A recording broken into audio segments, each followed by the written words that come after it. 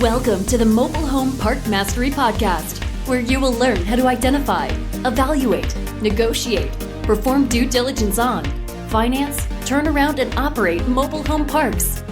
And now, here is your host, the fifth largest mobile home park owner in the United States, Frank Rolfe. Bloomberg announces Biden's new housing plan, fire up the house factories. Well, manufacturers, before you start running those for wanted for hire ads, let's discuss that article in a little more depth. This is Frank Rolfe, the Mobile Home Park Mastery Podcast. We're going to review some of Biden's ideas and sort through that which has a hope, that which has no hope, and a lot of it we've heard many times before. First, a quick review of the manufacturing of mobile homes in the United States. It's a riches to rags story. You had manufacturing in the U.S. back in the late 60s and the early 70s of between 600,000 units a year and 400,000 units a year. And at one point in 1972, mobile homes were 60% of every new housing start in the United States. And then it all came crashing down.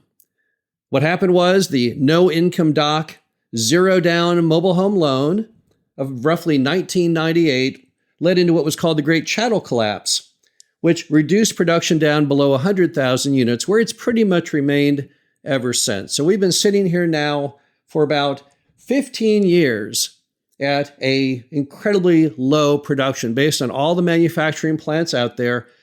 The industry's been scoring about 60 to 120,000 homes per year. And now the Biden administration is trying to grab onto this as a tool to explain how they will solve affordable housing. But I'm not sure a lot of the tools that they're pulling out of their tool drawer we haven't seen before, and some aren't even functioning.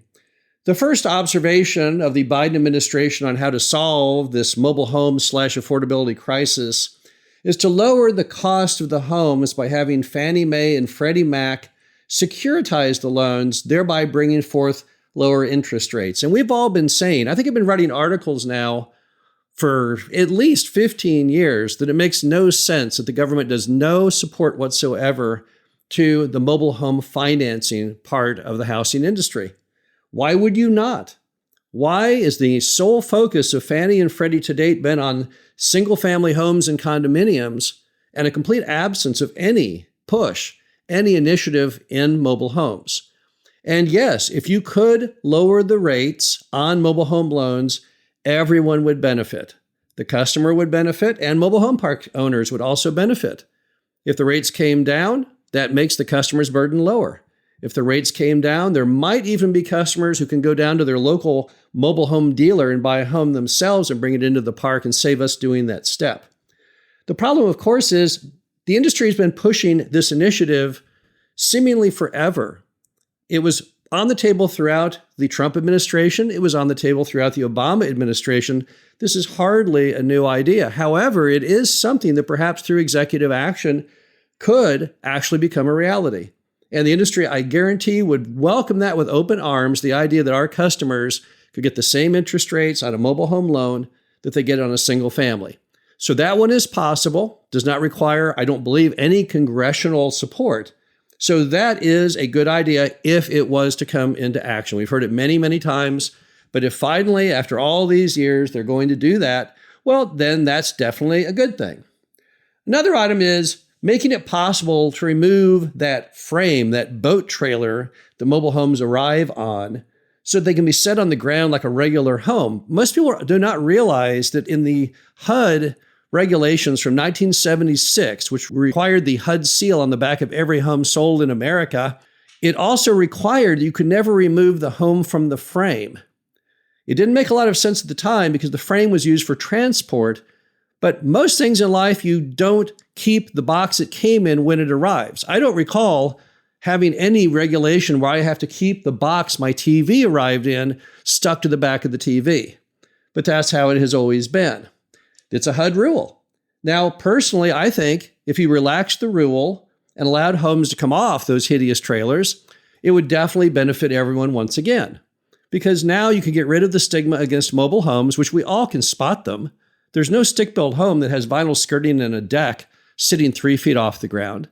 However, we all know that awkward appearance was by design. When HUD did this, they wanted to deliberately create what they consider a lesser class of housing. Because let's all be honest, the housing industry in all of its might, one of the biggest industries in America, it's all focused on single family construction, not a mobile home. So kind of to screw over the competition, they made us keep the packing materials, that frame with the wheels and the hitch. And if you got rid of that, if you could set the home at ground level, you really couldn't tell the difference in many cases between a mobile home and a stick built, particularly when you get into the world of double wides. Now, park owners have been trying to do this for a long time. We even own a park in Bloomington, Illinois, where the homes are what they call ground set. So you actually dig down and the frame is still attached, but the frame is below the earth, such that the home looks like a traditional single-family home. You put shrubs around it and you really can't tell the difference. And once again, this is something that could be cured through executive action. I don't think it needs any congressional support whatsoever. So if someone at the Biden administration wants to go forward and make this a reality, it's been discussed for years and years, well, then once again, I think the industry would welcome that. Then you have Biden's attempts to give what he calls protection from private equity groups. In fact, the quote in the article is that acquisitions by these groups are often followed by lots of rent hikes. Well, they certainly should be. If you're going in and buying an old mobile home park that's all run down and bringing it back to life, redoing all of the streets, the utilities, making everything in good condition, and then instilling professional management, and then trying to create better common areas, of course the rent is going to go up. There's no other direction for the rent to go. No one's going to bring these things back to life and keep the rent at the same rate it was when they purchased it. So what, in essence, the Biden administration is doing is pointing the finger and trying to publicly shame those people who are keeping these parks in operation. Because I guarantee you, if the private equity groups don't buy up many of these parks, they will simply be torn down. If you Google mobile home park in your computer, all the articles that pop up are about parks that are being redeveloped. So since we all understand basically economics, we understand that people will always gravitate towards the use of land that is in fact the most profitable. It makes no sense to try and publicly shame those who invest and risk their own capital to keep mobile home parks in operation. But that's what the Biden administration is basically doing there. Now, the problem is you can't have it both ways. So if you want to go ahead and publicly shame private equity groups and say, oh no, buying mobile home parks is wrong if you fix them up and bring them back to life and raise the rent, but then they'll all just get torn down.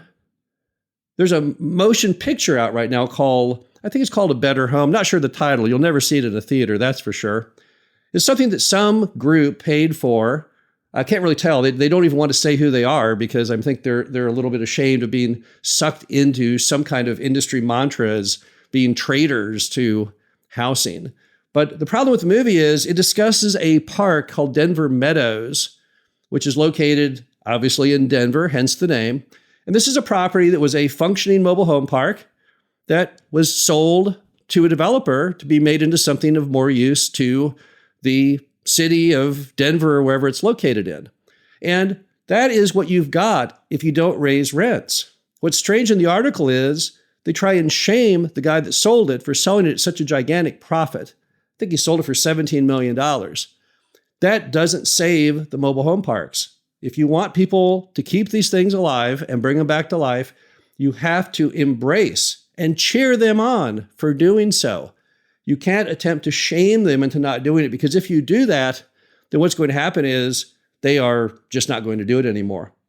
And if you read that part of the article, they're spouting their great support for Fannie Mae and Freddie Mac, who've started to adopt what they call tenant protection things into the loans, things where you have to give your customers a longer period before notice of eviction or a rent increase.